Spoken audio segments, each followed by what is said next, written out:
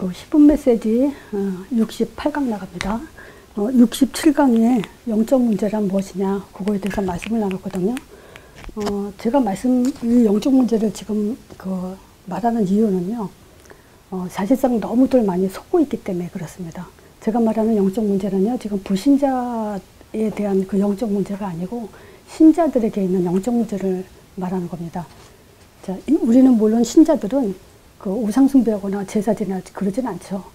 그런 게 진짜 심각한 불신자들의 영적 문제지만, 신자들은 뭐가 있냐면요, 진짜 복음을 들으면서도 복음을 못 알아듣는 게 있어요. 잘못 알아듣고 또 복음을 많이 들어도 결국은 뭐냐면 보이지 않는 우상, 사랑 있죠. 내가 가장 좋아하는 거, 좋아하는 일, 이런 것들로 인해서 복음을 놓치고 전도자의 삶으로 올인하지 못하는 부분이요.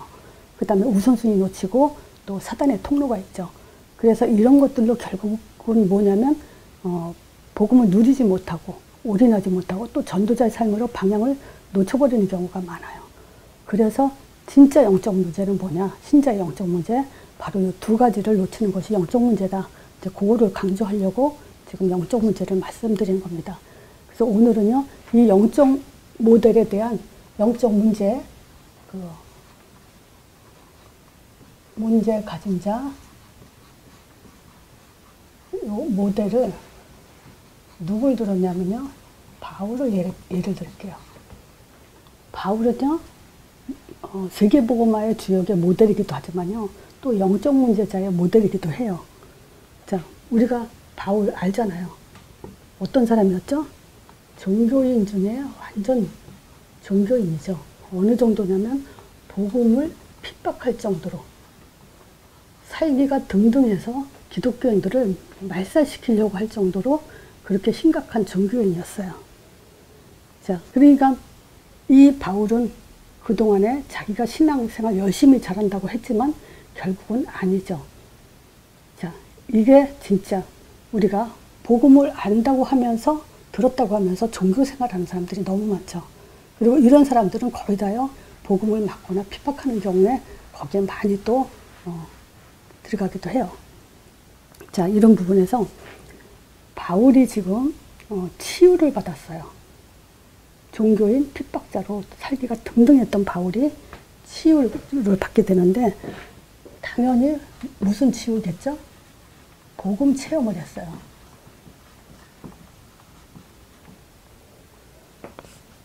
자, 어떤 복음의 체험이냐?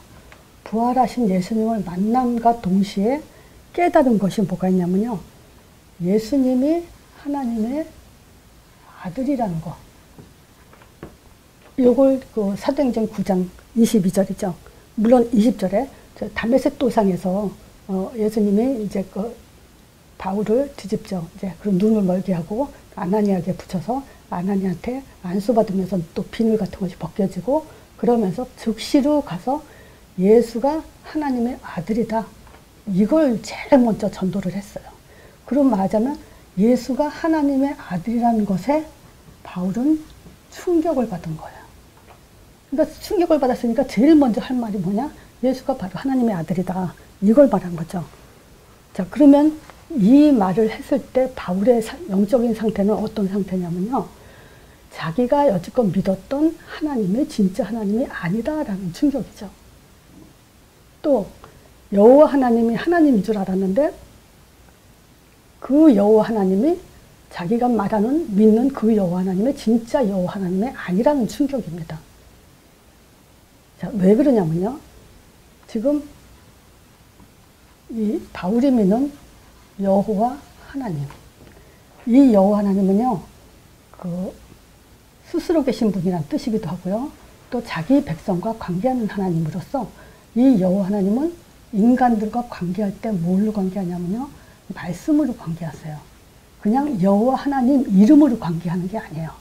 이 여호와 하나님은 우리 인간에게 관계할 때 말씀으로 관계하는데, 어떤 말씀이냐면 창세기 3장 15절 여자의 후손, 또 출애굽기 3장 18절 희생제, 즉 말하자면요, 뭘 말하냐면 이 여호와 하나님이 자기에게 나올 때는 반드시 증거를 가지고 나와라, 이걸 또 다른 말로 언약이라고도 하죠.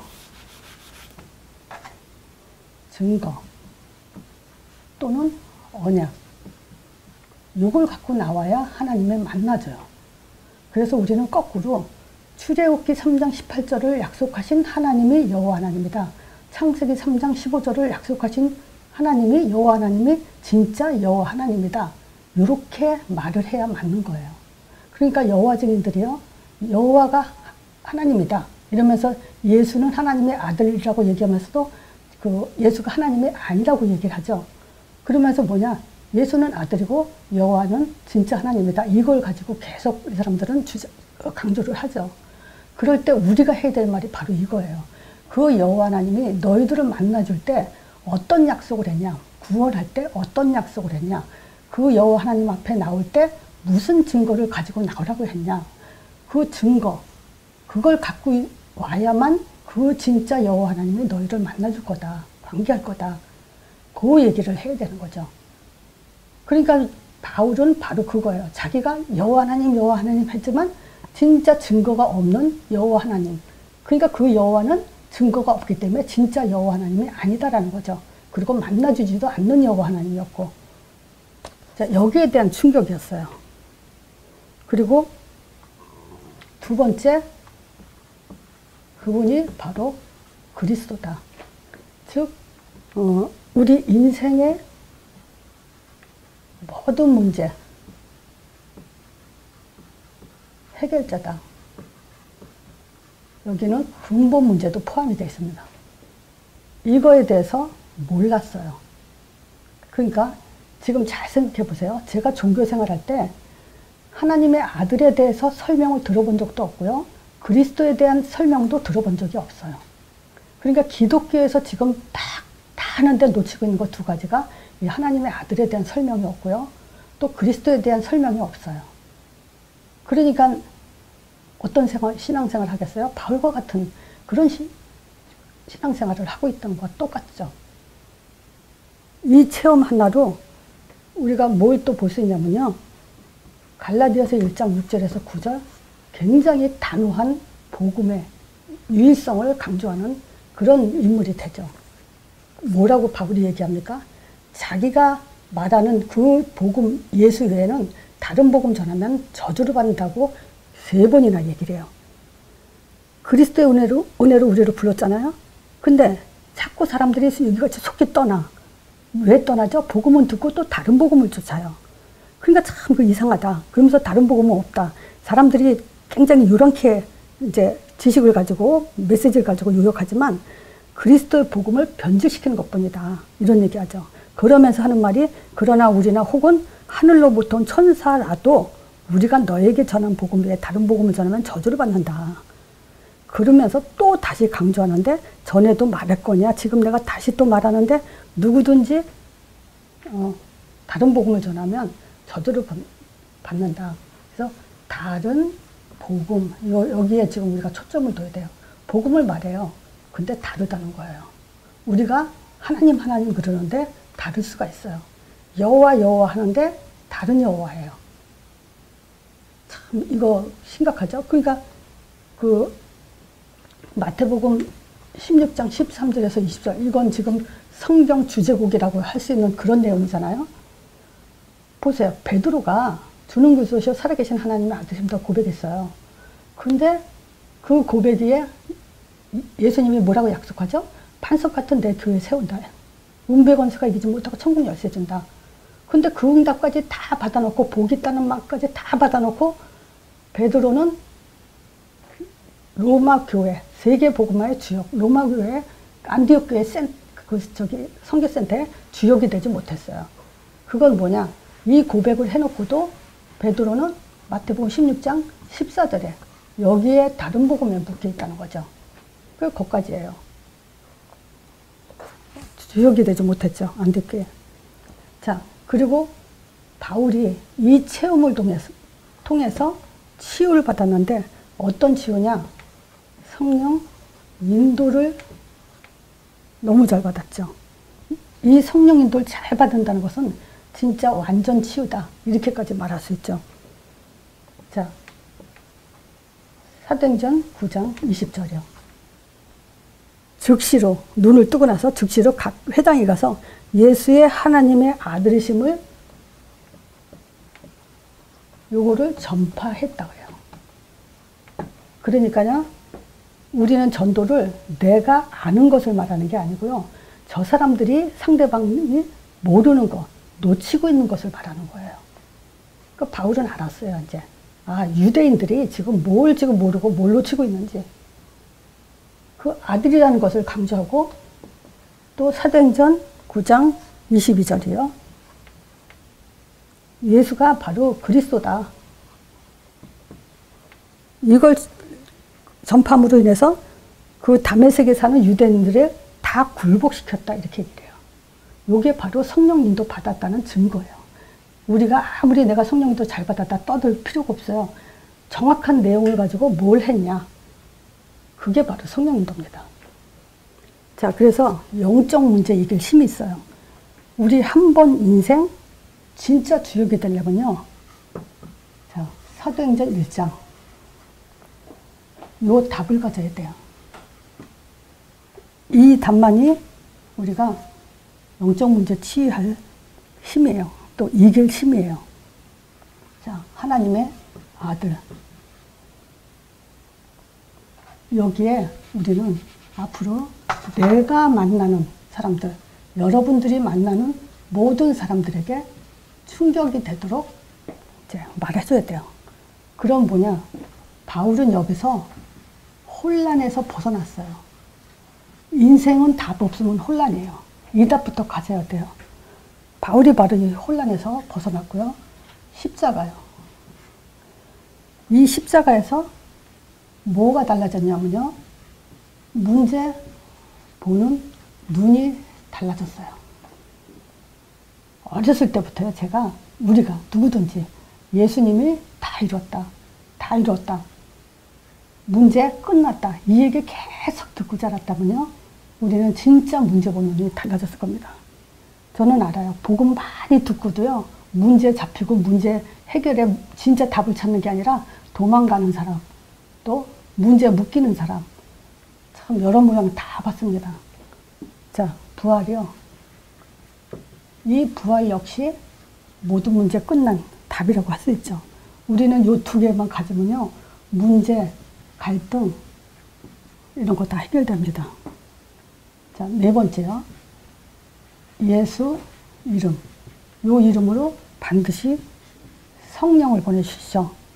그러니까 이게 보세요. 하나님의 아들로 우리는 하나님을 증거하죠. 하나님 아들이란 말은 곧 하나님이란 증거, 이 말이에요. 자, 그러니까 하나님 아는 답을 가졌죠. 문제 보고 갈등하는 답을 가졌죠. 예수 이름으로 성령을 보내준다는 것은 이제 이걸 가지고 영적 사실을 보는 답이에요. 그래서 우리는 영적 사실을요, 눈으로 보고 체험하고 이러는 게 아니에요. 방언 터지고 뭐 치유가 되고 뭐 질병 치유가 되고 어떤 그런 사실을 보는 게 아니라 예수 이름으로 약속했어요. 성령 보내준다고. 그래서 예수 이름으로 약속하신 성령 보내준다라는 그 확신으로 영적 사실을 보는 겁니다. 또 예수님이 흑암 꺾어놨잖아요. 마태복음 3장 4장. 그 사실을 가지고 우리는 영적 사실을 보는 겁니다. 그러니까 결국 이것이 뭐냐? 확신이 되고요. 힘이 되게 되는 거예요.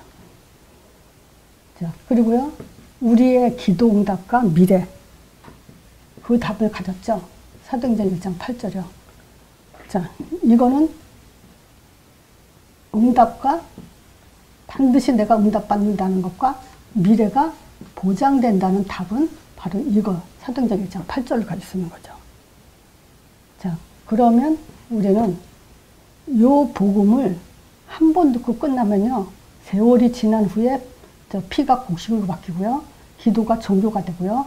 엉뚱한 데로 가게 돼 있어요. 그래서 이걸 지속할 힘이 뭐냐? 사도행전 2장의 응답이에요. 요거를 이미 받았지만 요거 사도행전 1장 1절 이거 알죠? 요거 사도행전 1장 1절, 1장 3절, 1장 8절. 요거 답 가진 사람한테 부어주셨잖아요. 성령을 충만하게. 그럼 그거 뭐냐? 이미 응답 받았어요. 근데 계속 우리는요. 성령 충만 받아 나가야 돼요. 계속 이 기도 심 속에서 이게 복음이고요. 이게 기도고 이게 응답이에요. 그 응답이 성령 충만으로 나타나는데 우리가 자꾸 뭐가 되냐? 반석이 되게 돼 있어요. 그거는 이제 문제 와보면 내가 반석이 됐는지 안 됐는지 그걸 알게 될 거예요. 성령 충만 반대 악령 충만이거든요. 근데 성령 충만, 진짜 충만하다. 반석 되게 돼 있어요. 그럼 뭡니까? 전도라는 것에 인생 결론이 나죠. 인생 방향이 나죠. 만약에 악령 충만하면요, 전도 막 씁니다. 거꾸로. 그러니까 이 전도 속에서 우리는 뭐가 이루어집니까? 말씀 성취가 일어나잖아요. 바로 이게 말씀 성취입니다. 왜냐? 만났는데 우리가 무슨 얘기할 거야? 빨리 충격 줘야 돼요. 하나님의 아들. 문제 보는 갈등. 이거 그리스도 십자가 부활로 자꾸 말씀 성취가 되도록, 힘이 되도록. 그게 이제 계속돼야 돼요. 그러니까 우리가 신앙생활에서요, 요런 말씀 성취가 없으면요, 우리는 계속 세상 말, 또 사단의 말, 또 사람 말, 이런 것에 갈등이 굉장히 이어가요. 갈등을 끊는 그런 답이 바로 이 말씀 성취예요. 그리고 우리가 제자를 보면 눈이 반짝반짝거리죠. 내가 제자가 되면요, 제자가 보입니다. 사람들이 다 자기 수준대로 사람 만나잖아요. 내가 제자가 돼보세요. 그럼 제자 만납니다. 자, 우리 현장이 정복되죠. 당연히. 이것이 뭡니까? 교회 응답을 받게 되고요. 진짜 초월하는 힘을 받게 되죠. 그래서 한마디로 말하면 정복이에요. 우리가 복음을 계속 누리고 이 응답을 계속 나가는 것이 모든 영적 문제 해결 힘이고 답이에요. 이렇게 안 되면 영적 문제 끝까지 가지고 가는데 어떻게 됩니까? 현장에서 노예되고 포로되고 속국되고 그런 인생을 살게 되죠. 자, 오늘도 영적 문제 해결 힘을 가지고 또 정말 우리 인생의 결론이 나는 그런 시간이 되길 바랍니다.